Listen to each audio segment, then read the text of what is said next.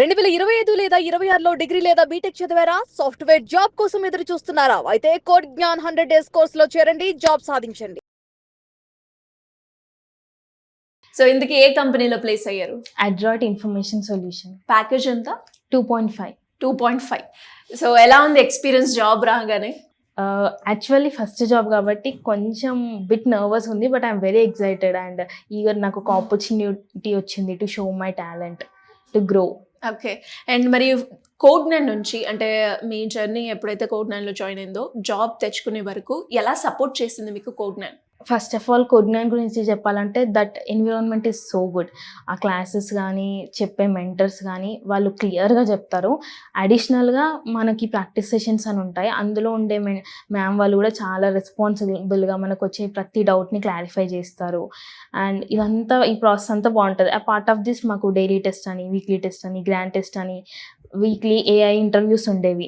దానివల్ల ఫ్లూయెన్సీ అనేది ఇంకా పెరిగిందనే చెప్పాలి. సో ఓవరాల్ దిస్ ఇలా మా ఫ్యాకల్టీ ఉంటారు. To be frank, all credits goes to our faculty. అంటే ఆ ఫ్యాకల్టీ గురించి చెప్పాలన్నా కానీ మెయిన్లీ మాకు ప్రాక్టీస్ హాల్లో చాలా రెస్పాన్సిబుల్గా ఉంటారు. ముఖ్యంగా జయలక్ష్మి మ్యామ్ బాగా చెప్తారు అండ్ మా చాలా బాగా క్లారిఫై చేస్తారు. ప్రతి ma'am, Jayalakshmi ma'am, Deepti ma'am, ఇంకా చాలా మ్యామ్స్ ఉంటారు. ప్రతి ఒక్కరు నీట్గా చెప్తారు. అండ్ మా మెంటర్స్ కూడా మాకు Java, advance Java, different mentors ఉండేవాళ్ళు. మాకు డౌట్స్ ఉన్నా, మాకు ఏమైనా ఉన్నా ప్రతి ఒక్కటి చెప్తారు. ఎస్పెషల్లీ మా ఫ్రంట్ ఎండ్కి షరీఫ్ సార్ ఉంటారు. ఆయన చాలా రెస్పాన్సిబుల్గా చెప్తారు. ఏ డౌట్స్ అయినా, ఎక్స్ప్లెనేషన్ అయినా చెప్పాలంటే ది బెస్ట్ సార్ అని చెప్పాలి. ఓకే. ఎన్ని డేస్లో మీకు జాబ్ రావడం జరిగింది? యాక్చువల్లీ నా కోర్స్ అయిపోయే టైంకి నాకు జాబ్ వచ్చింది. ఓకే. కోర్స్ కంప్లీట్ అయ్యే ప్రాసెస్లోనే మీకు జాబ్ వచ్చేసింది.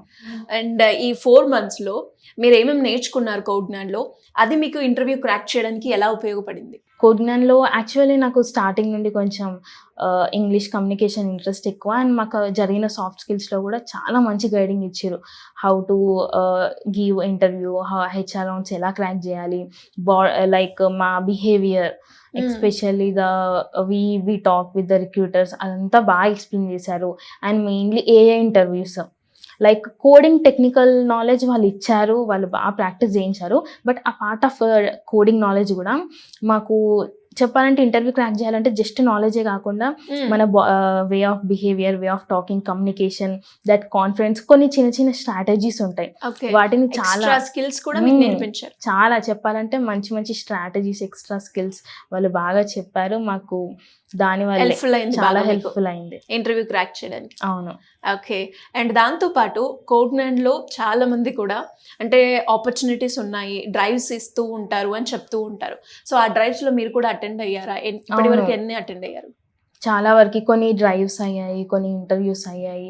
లైక్ కొన్ని రౌండ్స్లో డిస్క్వాలిఫై అయిన సిచ్యువేషన్స్ కూడా ఉన్నాయి. Coding actually because of my batch of science background, నేను కోడింగ్ ఇక్కడనే స్టార్ట్ చేసిన నా జర్నీ. నేర్చుకున్నాను. I was moderate to some high level వరకు మెల్లమెల్లగా వచ్చాను.